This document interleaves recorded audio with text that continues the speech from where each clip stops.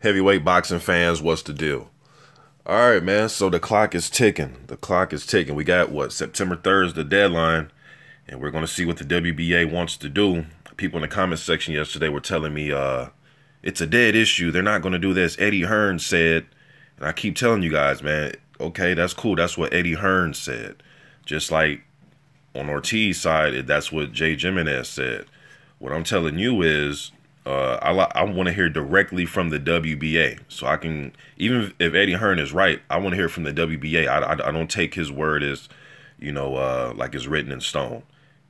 At the end of the day, he is a promoter. You know what I mean? You guys know what promoters do. So, but I see this article here, and meant to do a video on it last night, man, but Eddie Hearn says Ortiz wants Joshua to get stripped. That won't happen. Okay, so let me read what Eddie Hearn had to say here. Give my quick opinion on it. All right, so he says Ortiz is hoping that we get stripped and he gets handed the title. It won't work like that. If they strip us, we would appeal, and that process takes a long time, and they've got no right to strip us. We've got to face our first mandatory. We had an exception to fight Eric Molina, then we had an exception via unification to fight Klitschko, and now we're out of exceptions. We've got no more chances, but to be honest, if we had a voluntary, Pulev would be the guy we'd still be looking at anyways. It's really a good fight. Following, or I don't feel like reading no more, man. Okay, we already know what the rundown is, right? They want to fight Ortiz in February. And then they were saying that Ortiz can take a tune-up, takeover, as they call it in the UK. And then they can, have a fight in February or March with Ortiz and blah, blah, blah, all right? The thing that gets me about this article or this interview with Eddie Hearn is the part where he says we got no more chances, but to be honest, if we had a voluntary, Pulev would be the guy we'd be looking at anyways. This dude, Hearn, is hell-bent on fighting him some Kurbat Pulev, man. And I know a lot of fans, they don't see much in Pulev. I don't think Pulev, in my opinion, I don't think Pulev can beat any of the title holders. But with that said, I don't think he's a scrub because he can't. I don't think he beats Wilder. I think Parker can outpoint him. And I think Joshua beats him. So I was still, the last rankings I done, I think I had Pulev at 7. Maybe I had him at 7, at number 7 on my rankings. I know on BoxRec he's rated higher or whatever. He's not a bad fighter, man. But it just seems like they're hell bent on they don't want to fight Luis Ortiz right now. I'm not saying that Anthony Joshua, the man, the fighter, is scared. I don't believe he's scared. I believe Eddie Hearn just don't want it right now. On this upcoming date, this very next fight, this fight that's about to come up right now, he doesn't want it to be Luis Ortiz. He wants to be Pulev. Then I heard something about Carlos Takam. If Pulev's not ready, we'll fight Carlos Takam. It's like, well, shit, shouldn't Ortiz be the next one in line? You know what I mean? But Pulev ain't a bad fighter. His last 2 outings kind of waste of fights, in my opinion. I know he's trying to stay busy and stay sharp. He fought past Kevin Johnson and away past Samuel Peter. He beat Derek Chisora by split decision to earn that IBF. At that time that he beat Chisora, he was the second mandatory. Remember, when he beat Chisora, Joseph Parker was the first mandatory. That's how the IBF does it. They'll have a first mandatory and a second mandatory already in line. All right. Maurice Harris victory. He beat journeyman George Arias from, where's George? I think he's from Brazil. Lost to Klitschko, Joey Abel, Tony Thompson, Usanov, Dimitrenko, Travis Walker, Dominic Gwynn. I recognize a lot of these names. Matt Skelton.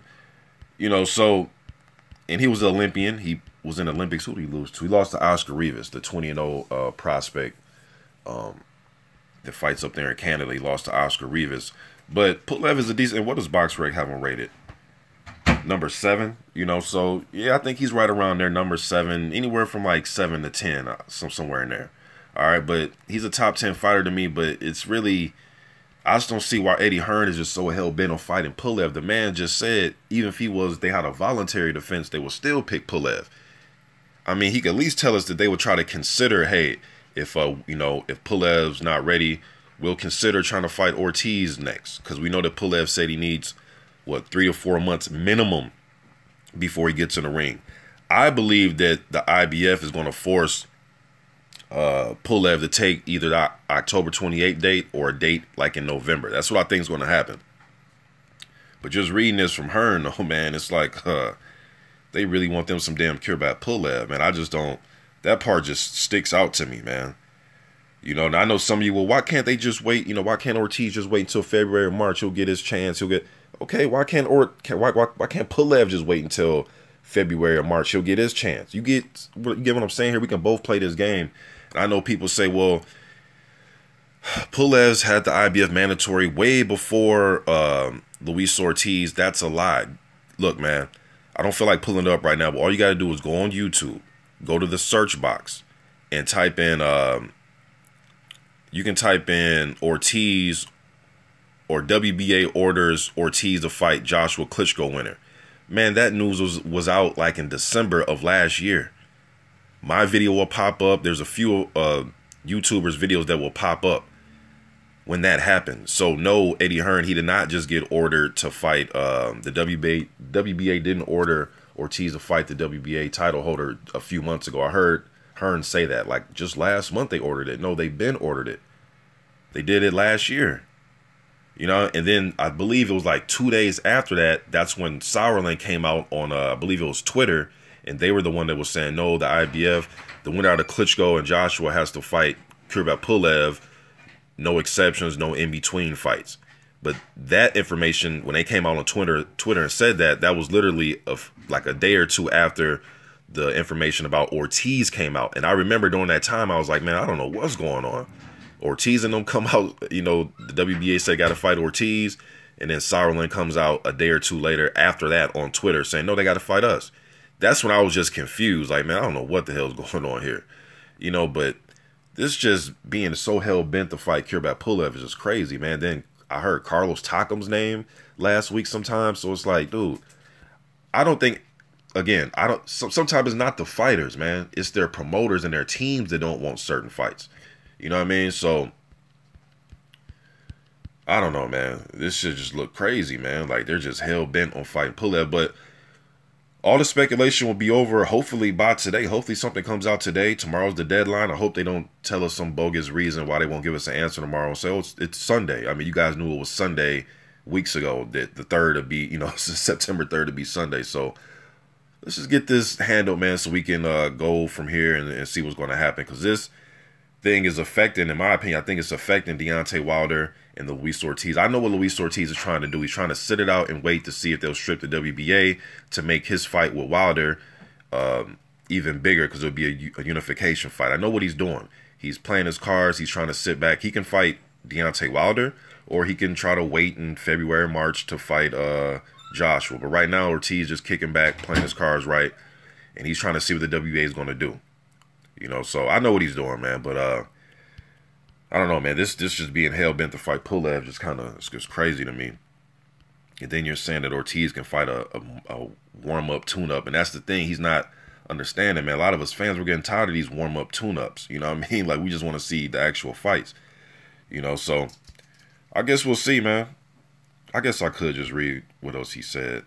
Following the rules for a unified champion, you have to go chronologically in terms of when the mandatories are ordered. The IBF mandatory was ordered nearly a year ago, and the WBA was ordered a couple months ago. See, that's a lie, man. It wasn't just ordered a couple months ago.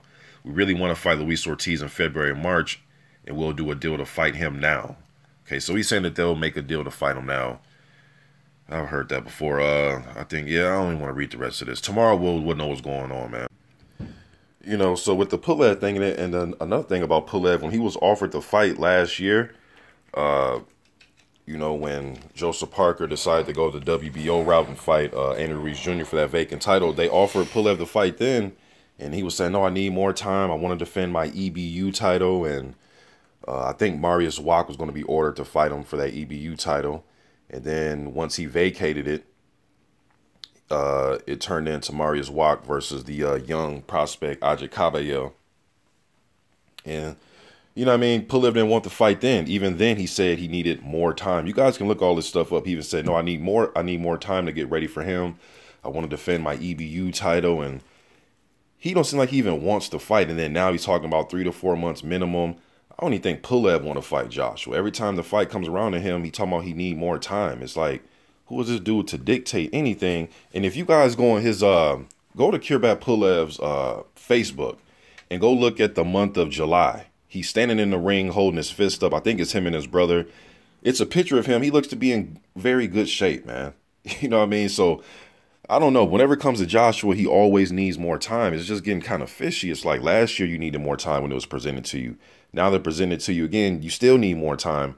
When, man, these people are giving you 3 months, you know, to get ready, man. 2-3 months to get ready. Plus you look like you're already in shape. Hopefully tomorrow we get something concrete, man. But y'all let me know what y'all think in the comment section, man. Well, I know what most of you guys are going to say anyways, but leave your comments in the comment section. I'm out.